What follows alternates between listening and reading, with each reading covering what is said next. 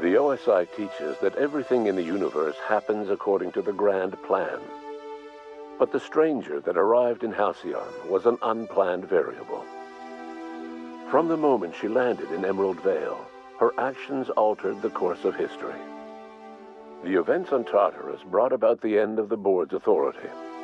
But the board's mistakes would haunt the colony for decades to come. The damage they left behind would require the work of a generation to repair.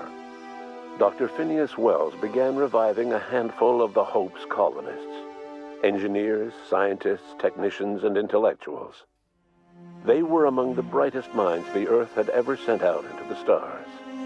The Hope scientists and engineers woke up in a colony descending headlong into total collapse. With no way to return to Earth, they had no choice but to band together and devote themselves to the cause of saving Halcyon. The people of Halcyon were nothing if not hardy.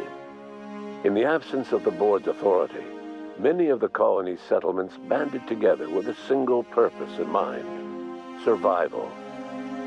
Life was especially hard in the years to come. Some towns dissolved by attrition and starvation, but most of them found a way to carry on. In the years to come, Halcyon was forced to reckon with its newfound freedom. The board was gone, and for better or worse, the colony was responsible for its own destiny. Between MSI's worker-centric policies and the iconoclast's manpower, Sanjar and Zora were able to rally many of the Terra 2 townships to their cause.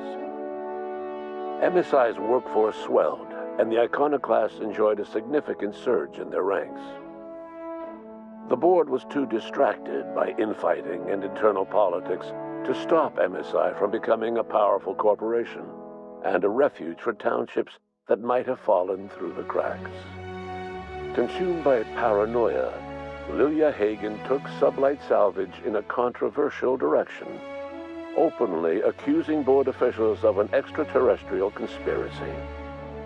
One day, an accident at the Groundbreaker's docking bay silenced her forever.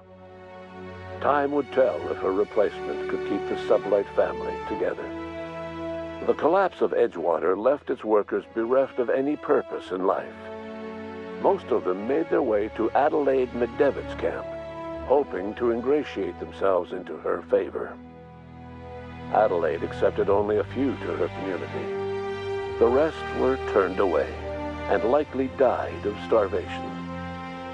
Nevertheless, Adelaide's camp grew into a well-established town.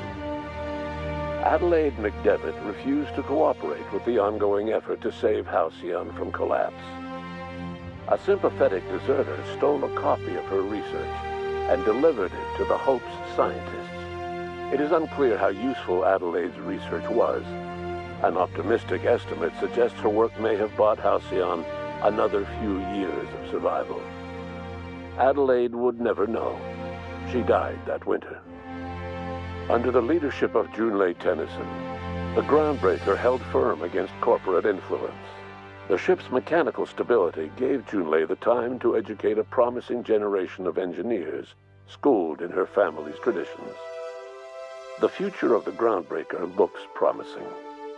The rediscovery of the Hope and the abandonment of the lifetime employment program forced Byzantium to come to terms with some uncomfortable realities about the state of Halcyon. While Byzantines were reluctant to surrender the luxuries they'd grown accustomed to, the board's diminished authority gave them little choice in the matter. Nearly everyone had to learn to make do with less. Some even had to get jobs. It was a dark time indeed. Your influence shifted Ellie's perspective. She finally admitted, albeit grudgingly, that she just might need other people. Sometimes. With a steady income from the life insurance payouts, she was finally able to afford a ship of her own. She hired a small crew and flew supply missions to communities on the fringe. Some of them were even legal. There are no official records of Felix Millstone leaving the labyrinth. Some say he found himself a reasonably cozy cell and carved his name into the wall. As much as he enjoyed his adventures aboard the Unreliable, the vicar, known as Max, eventually decided that it was time to move on, to live out the life he had sought so long to create. He knew there were many in the colony who carried burdens much worse than the ones he had struggled with, and he devoted himself to easing their suffering wherever he could. He only ever took up arms again to defend the defenseless, unshackled from a lifetime of striving and fighting the universe and himself. Vicar Maximilian de Soto was finally at peace. Once the matter with the Hope colonists was resolved, Junlei bashfully asked Parvati if she'd like to join her permanently on the Groundbreaker, and Parvati enthusiastically, if somewhat awkwardly, agreed. The stories of her adventures spread across the colony, and Parvati soon found herself the center of attention. Having served as the engineer of a renowned spacecraft, tramp freighters and wildcat miners sought her out by name, and in no time, she was a fixture in the Groundbreaker's mechanical ecosystem. She and Junlei were never far apart. Nyoka returned to Monarch to take another crack at making a permanent life for herself. She formed the Charon Group, a mercenary outfit of ragtag survivalists and wilderness experts. Anyone in need of a guide, or just looking to throw back a beer and swap stories, could find her camping on the trail or clearing an infestation. The SAM unit that accompanied you spread awareness of the product line's superior sanitation and maintenance capabilities across what was left of the colony. This led to a boost in SAM unit sales. Did you know that SAM units are the longest-lasting, toughest-acting cleaning solution in Halcyon? Minister Clark was released from house arrest, and his contact with you gave him a sense of renewed purpose and vigor. Once it became clear that no help would be coming from Earth, he threw his considerable efforts and talents into helping Halcyon manage the crisis before it.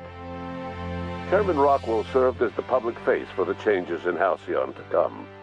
Whenever you needed strings pulled or a voice to sell a policy change, Rockwell was only too happy to oblige. As for Dr. Phineas Wells, he spent his remaining years in his orbital lab. He eventually came to terms with his own past and was able to forgive the mistakes of his younger self by devoting his remaining years to serving the colony. In the end, Dr. Wells was able to save every scientist and engineer aboard the Hope. Over the next decade, nearly all of the Hope's remaining colonists were successfully revived. Halcyon saw a period of rapid technological and scientific advancement. Breakthroughs in dietary supplements saved the colony from starvation. Geoengineering projects and social reforms began to change the structure and character of the colony.